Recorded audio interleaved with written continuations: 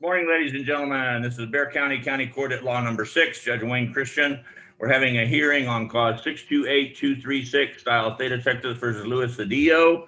This is a motion for new trial and request for presentment within 10 days, filed by Mr. Bobby Barrera and submitted on 6/3/2021.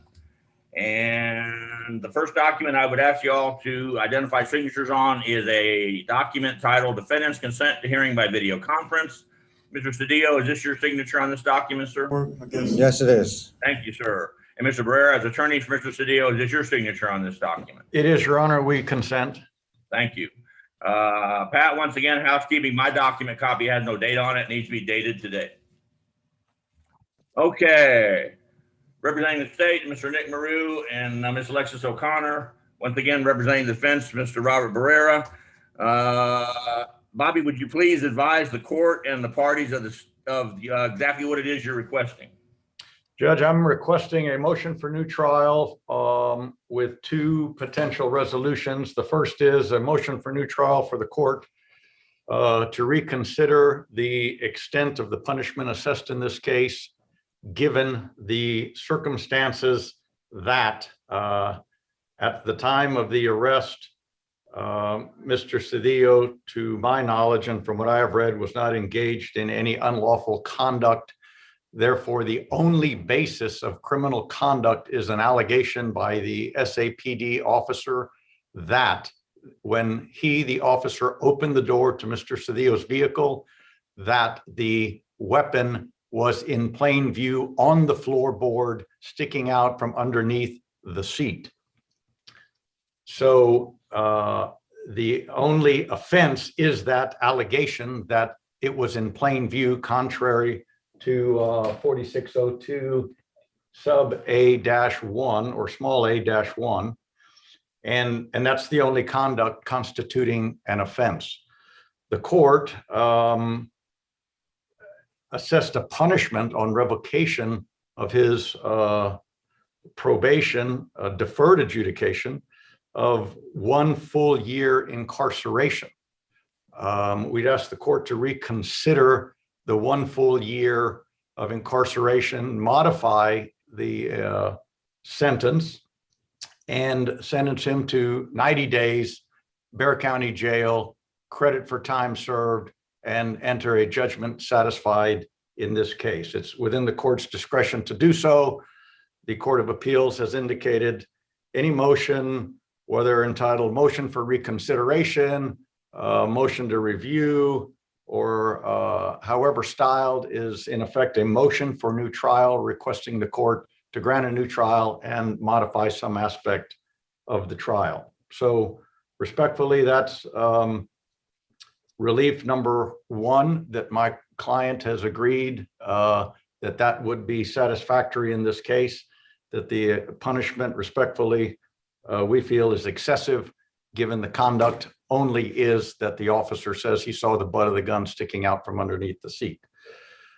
Number 2, we have alleged that the defendant is factually innocent, therefore the verdict is contrary to the law and the evidence. We would submit, and I think ADA Maru would support the fact that we made numerous requests to review and to find and to seek out a video which would support Mr. Cedillo's version of the events. That version of the events is that Mr. Cedillo, told the officer that Mr. Cedillo had a firearm in the vehicle. This conversation occurred while Mr. Cedillo was in handcuffs in the police vehicle, and Mr. Cedillo informed the officer that he had a firearm in his vehicle, that the officer went to seek out that firearm, could not find it, came back to the vehicle at least once for additional instructions of where Mr. Cedillo had placed that firearm, because the officer could not find it. And so therefore, the officer went back, found the vehicle, and found the firearm, and then took custody of it. So our position is clearly the evidence would support factual innocence, that the firearm was not in plain view. and therefore no offense of unlawfully carrying would have occurred. We're not here on a writ of habeas corpus, but our evidence would show, as I have indicated to the court, those issues. Mr. Theo is prepared to testify to those issues. Mr. Cedillo would further represent to the court that he didn't understand the application of the law in accepting his agreement, the agreement to plead to this offense. He did plead no contest, so that clearly is not an admission of guilt. But we feel that while the police report states that the weapon was in plain view, and if it was, and we have an issue on that as well in the interpretation of plain view, that Mr. Cedillo did not fully understand that if it wasn't in plain view, he committed no offense, and therefore the attorney reading it would clearly have an assumption that if the facts were true as stated, that it was in fact an offense. But Mr. Cedillo was denied his opportunity to present his defense to the allegation, in that the evidence from his viewpoint was that the officer couldn't even find the firearm. In relation to the issue of plain view, Judge, I'm aware that you've discussed with the court administration counsel. I agree that if the officer said it was in plain view, that he did not have to search for it. The plain view doctrine is an exception to the search warrant requirement. The plain view doctrine applies to contraband. That I don't need a search warrant if the contraband is in plain view. Firearms are not contraband. You can legally carry a firearm in your vehicle. It is not contraband. The purpose of the plain view application and definition in 4602A-1 is to prevent the public from being alarmed that the public driving by or walking by a vehicle does not see this firearm on the dashboard or on the seat, where it's in plain view to the general public just walking by the vehicle. In this case, the officer did not know there was a firearm in plain view until the officer opened the door, had to look down onto the floorboard, and there, by the officer's statement sticking out from underneath the seat, he saw a firearm. That's not in plain view, even if it's correct. And we're not agreeing that it is. Even if it's correct, that's not in plain view of the public. So all of those arguments would go to the motion for new trial, that he did not knowingly and intelligently enter a plea because he did not fully understand the extent of his defenses to the allegation. But in the alternative, because he's already spent at least 30 days in custody as a result of the court's ruling, my client would accept and would request in the alternative that the court enter a reform judgment of 90 days, credit for time served, judgment satisfied, and order his release. And that's the basis of our motion for new trial. Okay, before we hear from the state, and then you can elicit testimony from the defendant, I want to get some dates down on the record and to make sure everybody agrees. My understanding and looking at the e-page on the computer is that the original offense date was November 25th, 2019. Mr. Brewer, do you agree with that date? Judge, I wasn't the original attorney on the case. I only have whatever's on the Bexar County. Let me read off my dates and states. I don't state if you can confirm these, that would be helpful. But go ahead, Judge. The computer readout says the original offense date was 11/25/19.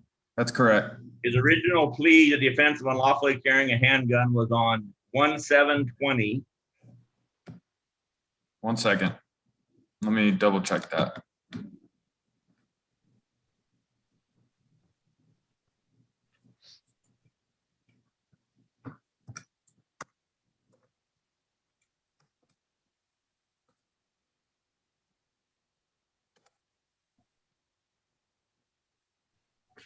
What date do you have for that, Judge? 1/7/20, January 7th, 2020.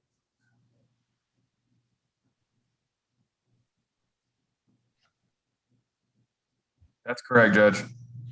And the initial motion to adjudicate and revoke community supervision was filed on February 11th, 2020, which you wouldn't Correct, have. Judge. And the actual motion to adjudicate and revoke community supervision was heard on May 6th, 2021. That's correct, Judge. All right. So, Mr. Barrera, do you, for purposes of this hearing, will you agree that those dates are relatively accurate for our purposes? I don't have any reason to disagree with any of those dates, Your Honor. And Mr. Barrera, would you agree that the defendant, Mr. Cedillo, was represented by counsel at his initial plea on January 7th, 2020? I do. Do we know who that was for sake of conversation? 1 second, Judge. I just had that up.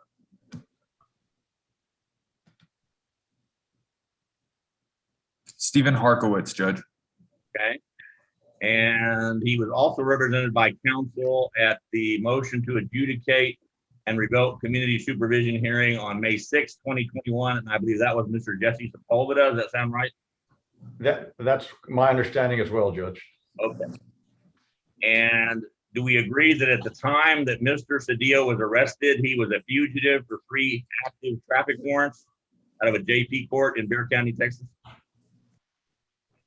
I am told that was in the report. I don't have a reason to disagree with that. Well, I mean, in my estimation, Mr. Cedillo was totally cooperative with the police when he was stopped. He told them about the hand. I didn't know about the handgun. That's not in the police report. I think you're aware that he did told the police about the handgun. He certainly told the police about the 3 active traffic warrants. And so they knew that was going on. State, do you have any information that says that the defendant told the police about the gun? Although that's the puzzle piece that fits perfectly because he was cooperating through all this. No, Judge, I do not have any evidence that Mr. Cedillo told the officer that there was a handgun located in the vehicle. We'll get that out of his testimony here in a minute. Mr. Barrera, okay, obviously, I think you've already pointed out there are 2 possible means by which Mr. Cedillo could have violated 4601. Is that what it is? 4602, unlawfully carrying a weapon.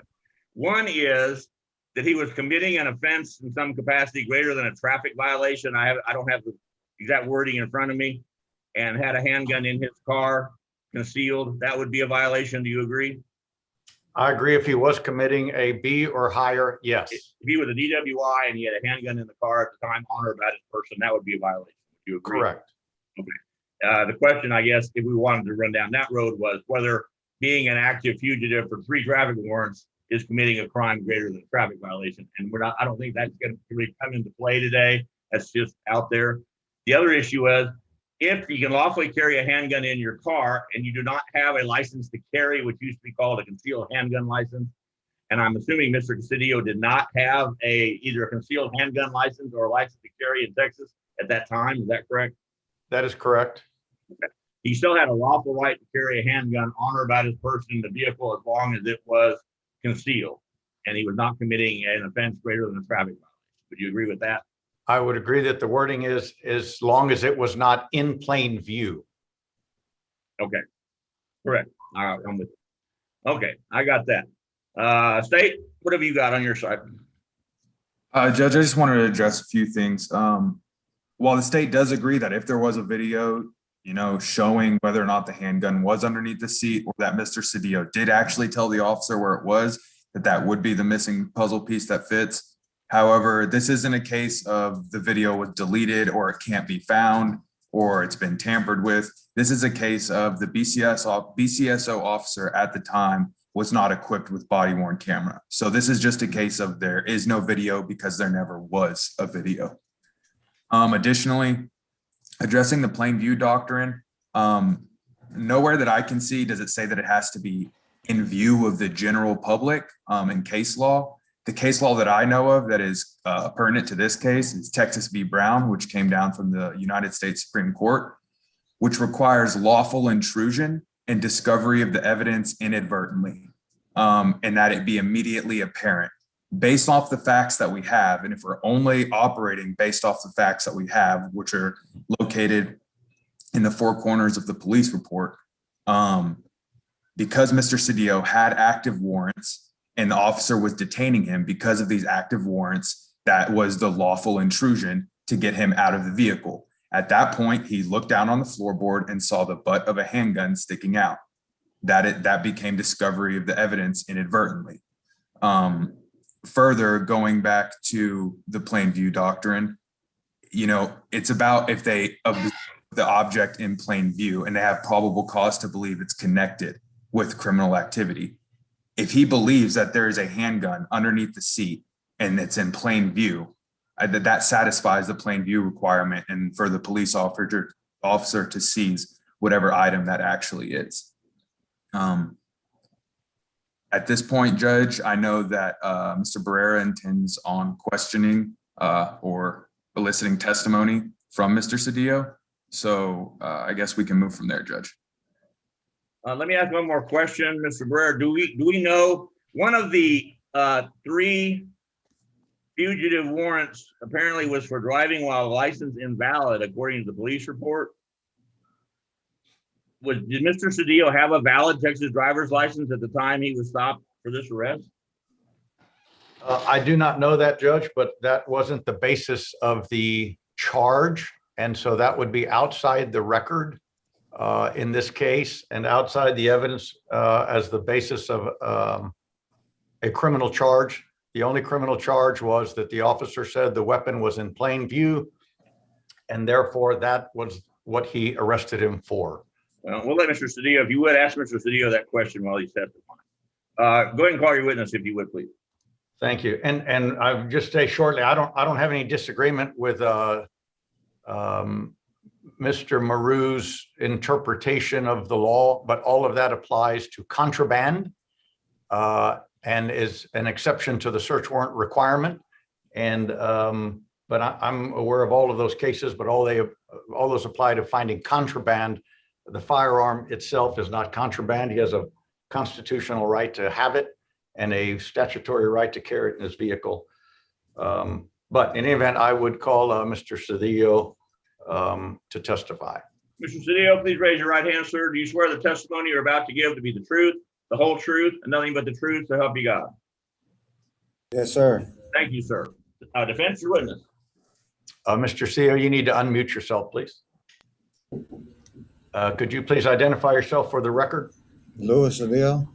And you are the Louis Cedillo who was charged with the. You're the Louis Cedillo who was charged with the offense of unlawfully carrying on or about November 25th, 2019. Yes, sir. Sir? Yes, sir. You entered a plea of no contest on or about January 7th of 2020. Yes, sir.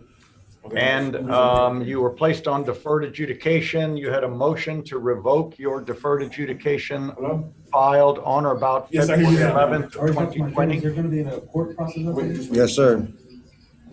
And on or about May 6th of 2021, the court entered a revocation of your deferred adjudication, entered an adjudication of guilt, and found you guilty of the offense of unlawfully carrying a firearm based upon 46.02 small a-1, that the firearm was intentionally, knowingly, or recklessly carried in your vehicle and was in plain view.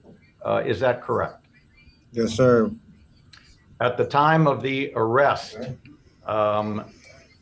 you voluntarily told the officer that you had active traffic ticket warrants. Is that correct? Yes, sir. And at that time, then he asked you to exit the vehicle. He placed you in handcuffs and placed you into his vehicle. Is that correct? Correct. And at that time, did he ask or did you volunteer that you had a firearm in your vehicle? Yes, sir. I told him before he took me out the car. Oh, before he took you out of the car? Yes, sir. Okay. And then he placed you in cuffs, and did he place you in his vehicle? Yes, sir. Back seat. Yes, sir. And did you tell him where that firearm was? Correct. And where did you tell him it was? Under the seat on the passenger side. On the passenger side? Yes, sir. Okay. And so if he indicated in his report that it was sticking out from under the seat, it would have been under the seat on the passenger side, correct? Correct. Yes, sir. And Yeah, I guess it's just at the time he placed you in the car, did he go back to your vehicle to search for that firearm? Yes, sir, he did. And did he find the firearm at that time? No, sir, he had to come back and ask me. And when he came back to ask you, what did he ask you? Where is the firearm? Was I sure that I had one? And I told him, yes, sir, it's there. It's on the passenger seat underneath the seat. Okay. And did he then go back to the vehicle to search once again for that firearm? Yes, sir. And on the second attempt to search for it, did he retrieve that firearm? I believe not. He came back and asked me one more time, and I told him, yes, sir, I do have one. It's under the passenger seat. Okay. And had you placed that firearm under the passenger seat? Yes, sir, it was underneath the seat before. Okay. And whose vehicle was that? It was just a vehicle. It wasn't, I hadn't got it registered or nothing like that yet because I had barely got it, purchased the vehicle. Okay. But a vehicle was under your control. Yes, sir. Okay. And at the time you safeguarded that firearm, you placed it specifically under the seat out of view of the general public, correct? Correct. Any person walking by that vehicle or driving by that vehicle could not have seen that firearm in plain view, could they? No, sir. Okay. Now, I'm going to ask you a question, and for the record, the judge has asked me to ask you. I'm objecting to the introduction of any of this evidence because it's not the basis of the conviction, and I don't know the answer, but at the time you drove that vehicle, did you have a valid driver's license? No, sir, I didn't. I was in the middle of trying to fix that, but I told him I didn't. Told the officer that? Yes, sir. Okay, but he didn't arrest you or file any charges for you driving without a license, did he? No, sir. And I'm sure Mr. Maru will correct me. I don't have that report right in front of me. No. Did he even reference in the report that you did not have a valid driver's license? No. No, sir. If you know. No. Not that I know of, sir.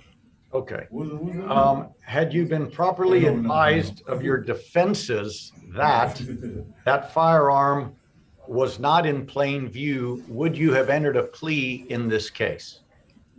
What, can you repeat that? I'm sorry. Yeah, I'm sorry, I'll repeat that. Did you know that you had a valid defense to the charge if the firearm was not in plain view? No, sir, because I would have took it to trial. Did Okay. you just send it? And Okay. did the previous trial lawyer tell you that because it was in plain view, it was a criminal offense? Yes, sir, he did. Okay. Had you known you had a defense, you would not have pled no contest to this charge? Correct. Okay. What was the purpose in you requesting videos of the arrest and or audios of your conversation with the officer?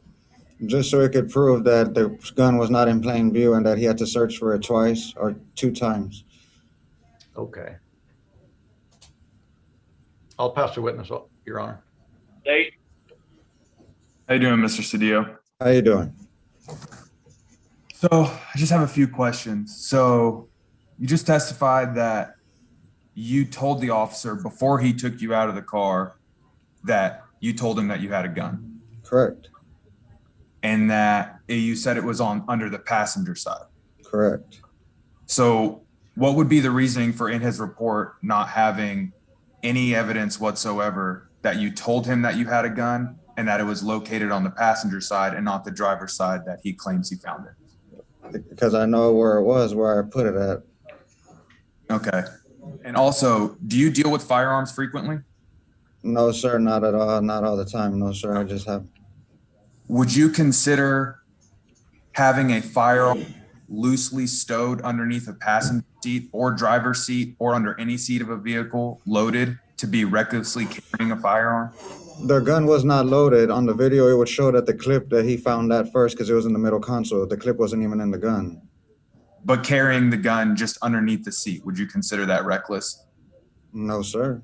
You would not consider that reckless. Okay. And going back to speaking about your previous attorney, So you said that he did not tell you that it was in plain view? He did not say that. He didn't say that. He said it was in, I mean, he didn't, I'm not understanding the question. You said the Did your other previous lawyer? attorney tell you that the gun was in plain view according to? Yes, that's what he told me. It was in Yeah. plain view. And at that time, you did not say, no, it was not in plain view? Yeah, I told him it wasn't. You did tell him? Yes, but he didn't. Yes, sir. And what was his response? Just that I didn't understand him, to be honest, sir. You didn't understand it? No. So it's possible that he told you, like, you didn't understand. It's possible that he said, well, if that happened, we can take this to trial, correct? No, sir, he did not tell me that. But you just said you didn't understand what he said. Correct, because if I would have I would have took it to trial. Okay, no further questions. Redirect, Vince?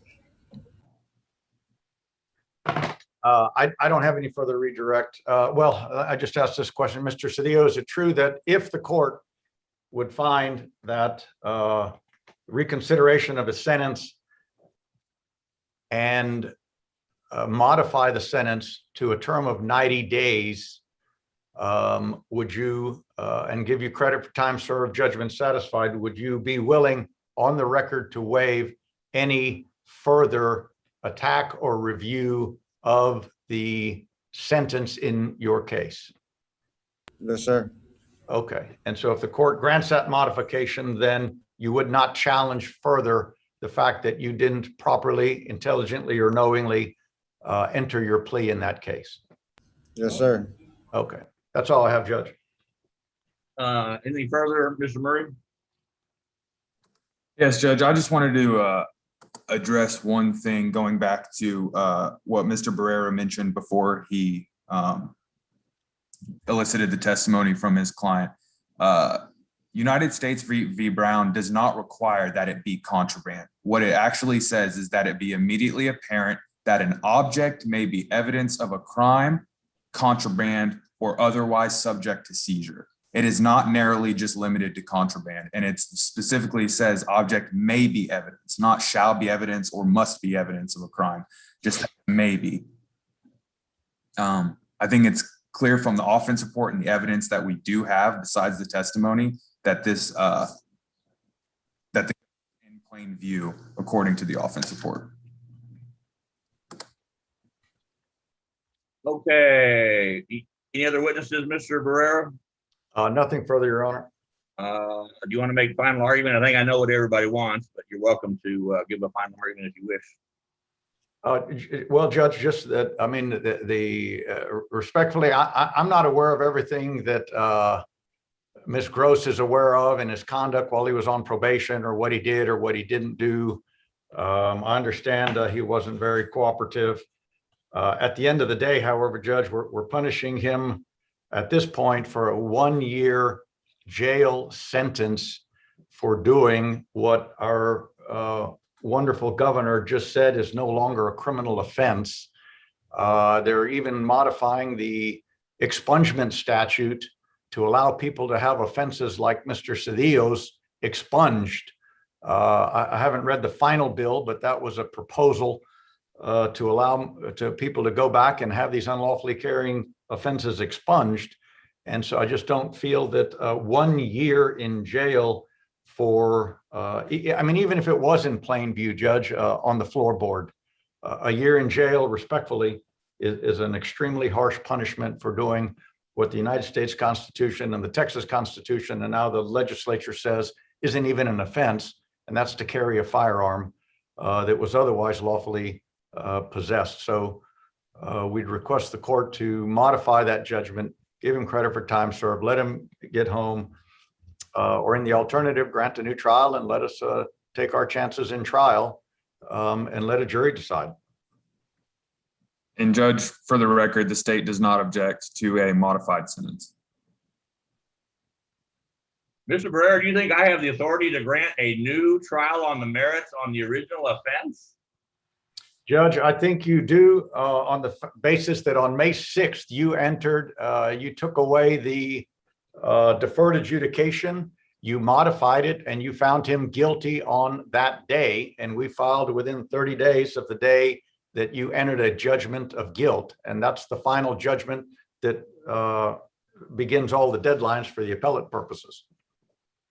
I think I have the authority to give him a new motion to adjudicate, but I don't have the authority to give him a new motion for trial on the merits. I just don't see it.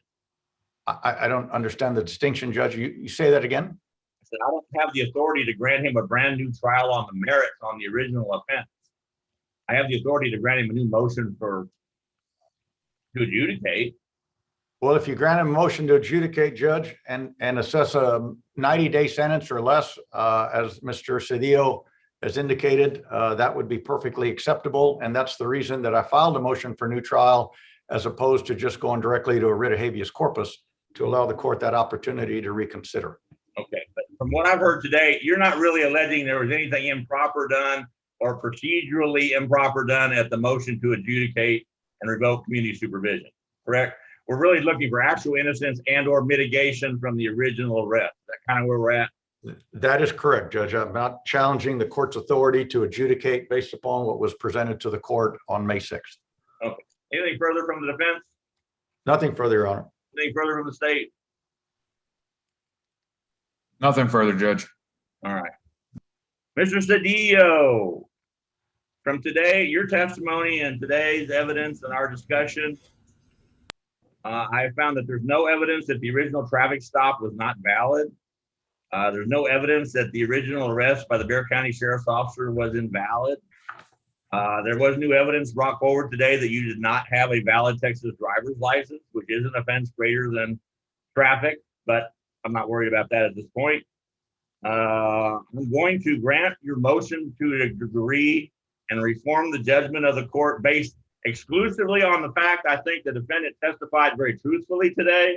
And I think it was reinforced to me that he cooperated with law enforcement at the time of the stop that I wasn't really sure I was aware of at the time of the NPR hearing. So that being said, I'm going to reduce your sentence from 1 year in the Bexar County Jail to 180 days in the Bexar County Jail, and reduce your fine from $4,000 plus court costs to $2,000 plus court costs. Credit for time served. Anything further, Mr. Barrera? Judge, that's all I have. Thank you, sir. Anything further, Mr. Maru? No, Judge. Good luck, Mr. Cedillo. Thank you, attorney, and thank you for your truthfulness and being cooperative, sir. Thank you, sir. Best of Thank luck. you, Your Honor. You bet. May we be put in a chat room with Mr. Cedillo? Absolutely. Thank you. Thanks, Nick. No problem, Mr. Barrera. And we can come off of YouTube, please, Pat.